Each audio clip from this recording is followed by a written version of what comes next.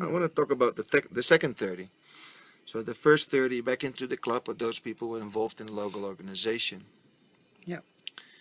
The second 30, you're talking about bringing the, the part of the race funding back to the age grouper. Yeah. What's your vision? Well, back in the old days, what we used to do, and everybody's been at races that had lucky draws. So in 1991, I ran a couple of races, and what we did was, and then it wasn't altruistic back then. I just said, well, you know, if you put in $100, you know, we should put 30% of that back to the. We used to put 30% of that back into the lucky draws for the age groupers. So, you know, you could come first, second and third. You didn't get the cash. If you actually got 35th and you were there at the lucky draw, you got the money. Well, your age group award parties must have been quite a bit of fun back there. Well, yeah, it's a little bit different than what they are now at the present moment. But, you know, it took a while. We only did 1 year because then I went to Europe.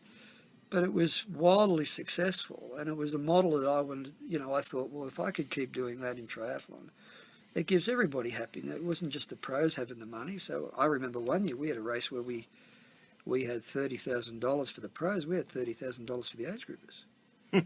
I know one guy walked out with $8,000 and he came 630th. And he didn't have to win the race. He did. That's where exactly. That's where he came. You know, he got the same money as the winner.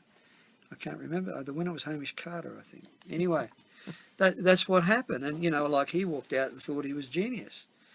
And it was just it's just a well, when we used to do the age group races for our club, it was a celebration of fitness.